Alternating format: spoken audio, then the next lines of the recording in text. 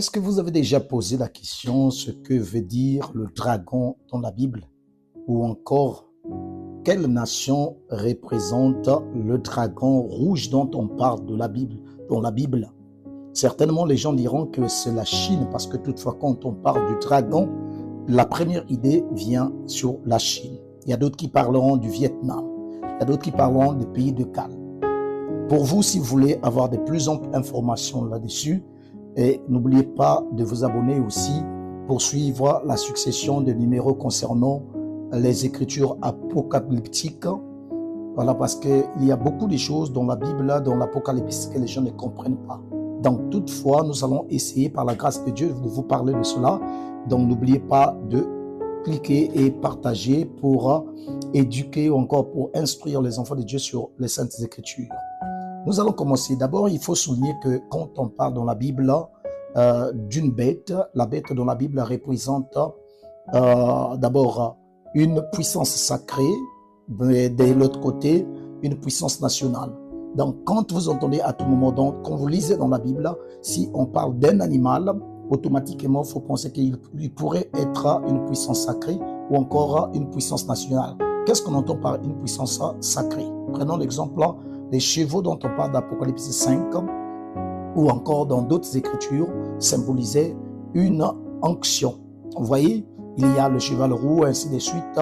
Il y a aussi dans le livre de Joël, quand on parle de Gazam, de Gélec, la sauterelle et le Gélec et le Asile. Ça aussi, ce sont des puissances sacrées. Donc, quand on parle de ces genres d'animaux, ce sont des puissances sacrées. Mais ici, nous sommes sur la puissance nationale. D'abord, quand vous entendez dragon dans la Bible, pour mieux comprendre cela, il faut repartir d'abord dans le livre de Daniel 7. Dans Daniel 7, on nous parle de 4 bêtes. Il y a la première bête qui est représentée, qui était semblable au lion, la deuxième bête à l'ours, la troisième bête, le léopard, et la quatrième bête est représentée, dans le livre de Daniel 7, on n'a pas parlé de cette bête, mais sauf qu'on a parlé dans le livre de Daniel 7, verset 7, de sa puissance. On dit que non, c'est une bête qui était extraordinairement forte ou puissante. Voyez, mais dans l'Apocalypse, c'est Jean qui explique convenablement de quel animal s'agit-il. Si vous lisez par exemple dans le livre de Daniel 13, on nous parle d'une bête. On doit mélanger les 4 bêtes pour former une seule bête. On a dit que non, la bête avait l'aspect d'un léopard, il avait la gueule du lion, la patte de l'ours et la force du dragon. Donc la 4e bête dont on parle, il s'agit du dragon. Maintenant, remarquez que dans le livre de Daniel 6, dans Daniel 7, dans le verset 17, on nous dit que non, les 4 bêtes représentent les 4 rois ou encore les 4 royaumes. Vous voyez que non, il y a eu la première nation ou encore le premier royaume qui était au temps que la prophétie était donnée. Vous voyez, il y a eu un deuxième royaume, le troisième jusqu'au 4e. Maintenant, suivez dans le livre de Daniel 7, verset 23, on dit le 4e animal, c'est le 4e royaume qui existera sur la terre, différent de tous les royaumes et qui dévorera toute la terre, la foulera et la brisera. Là, on parle de la 4e bête. Vous pouvez comprendre la quintessence de cela, qu'il ne s'agit pas de n'importe quoi, c'est une bête qui sera très puissante. Nous avons déjà compris qu'il s'agit de premier royaume. Maintenant, si nous voyons depuis la prophétie était donnée au temps de Daniel, quand on parle de la bête qui était ou encore la nation qui dominait en ce temps-là, il s'agit de Babylone.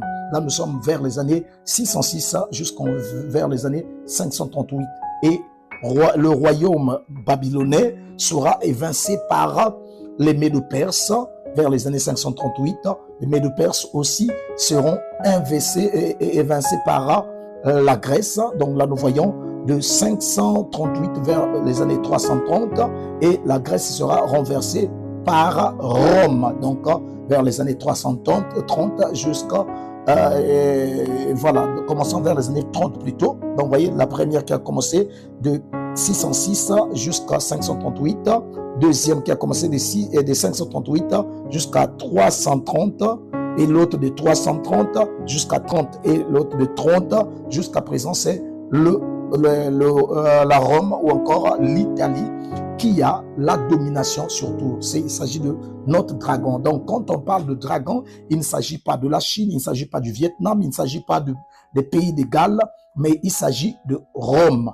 Voyez-vous, nous avons compris la succession, comment ça se passe. Donc, n'oubliez pas la première bête. Donc, quand on parle du lion, le lion représente Babylone, et l'ours représente les Médo-Perses, le léopard représente la Grèce, et troisièmement, le dragon, Rome, donc l'Italie.